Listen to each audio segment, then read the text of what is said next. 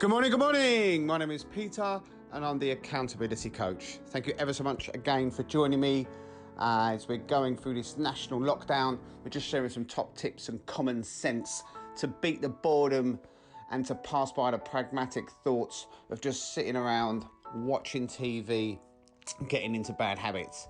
So just to kind of summarise the last few days and where we're at, it's about waking up and replacing your breakfast.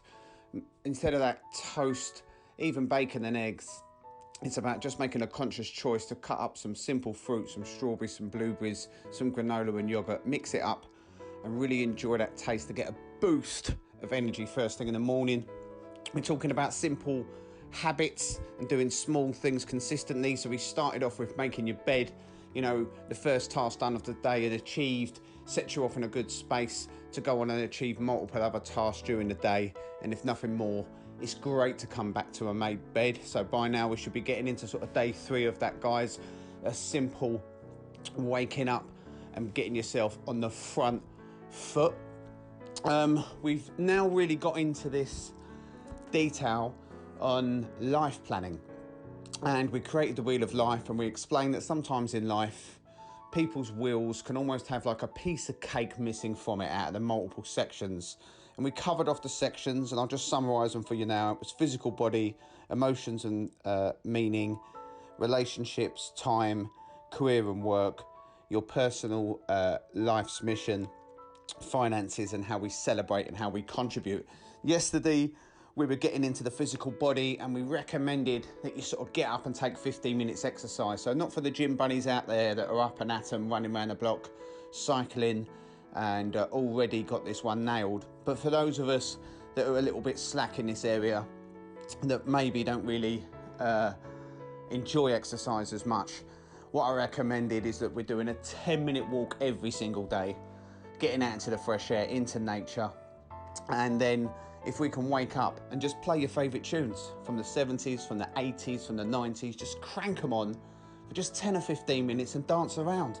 You know, have some fun with it. Get the family involved, yeah? It's great fun. Yeah, the kids will love it. It may even spark off a bit of love and romance with a wife, who knows, yeah? And if you are alone, don't worry. That's even more reason to just shake that ass, yeah? And that's what you need to do each and every day, 10 or 15 minutes. Just wake up and shake that ass. Get into this now. Be a bit silly. Let your inhibitions go. And it's really important that we get that serotonin flowing around your body. Okay, so today we're talking about emotions and meaning. So like emotional intelligence, yeah? And a little bit about, you know, how many times, Nat, do we actually stop and notice what's going on for us? You know, we're so busy in our busy lives, you know, we're connected onto social, constantly on the phone, multiple emails coming through, tasks and things to do. We're running around, busy. Sometimes we don't stop and think. And if nothing else, the positive that we can take from this lockdown is that we've got the time now to just sit back, relax and stop. So I talk about giving your time back for yourself, and I'll section out 11 o'clock, 1:30 and 3:30 from my day and agenda, where I sit down, switch it all off, sometimes listen to meditation, but just stop and just take a moment for me. And, you know, listen to your body in regards to when you're standing still, you get to analyse and feel, maybe you'll even see and notice. I mean, when's the last time you took a good look at your body, took a look at the mirror, not just to do your hair and do your makeup if that's what you're doing, but actually took a look at the variable parts and what you're happy with and what you're not. What bits look a bit too big and what bits look a bit too slim. Have you got any pain anywhere in your body? And have you even stopped to even acknowledge and do something about it? You know, we need to listen to our bodies. You know, they truly will tell you a lot. And if you think about it, and this is quite deep and meaningful today, if you go back to the time to when you were born, scientists are now saying that in the second before you're born and reaching consciousness, then it's a split second before you're even born and you are conscious that the heartbeat is there. So whilst we often think that we leave with the brain and that when the brain dies, we die, actually we were born with the heart first. And the reason I tell you this is that a lot of our thinking is done by the brain, and there's variable parts in the brain that we can get into in days and weeks ahead on what we can use. But actually, we were born by a beating heart, and sometimes you need to just stop and listen to what people refer to as the gut feeling, that internal part, that organ, that heart organ, to see exactly what you should and what you shouldn't be doing. As the truth is, we all actually really know, don't we? We know deep down what we should be doing. We all know that saving money is a good idea. We all know if the job we're in is the right one for us. We know whether the partner that we're with is the right partner, or whether we should be there or actually working towards moving away and making ourselves happy. We know if we're on our life's path to fulfill our life's goal. We already know. But sometimes we lie to ourselves, keep ourselves busy, and maintain there's not enough time to even think about it. But the truth is, now you've got the time. So take a think. Are you with the right partner? Are you in the right job? Are you living in the right house? Is what you're doing today, this week, this month, is it moving you forward towards a place where you want to be in the end? And I speak to many people, many clients, and they say to me, well, I want to earn more money. Well, how much more money? You need to be specific in your goals, because here's £1, that's technically more money, so you've won. No, you want more money. You want to earn, a lot of people say, I want £1 million, I want £100,000, whatever it is. But the truth is, you can't get more money by demand. You need to analyse the meaning of things a lot more, and you need to understand that to attain more money, you need to become more valuable. Someone said to me, I only get paid £30,000 at my workplace. I said, okay. Yes, a terrible company, they won't pay me anymore. I keep asking and demanding for more money, they won't give it to me.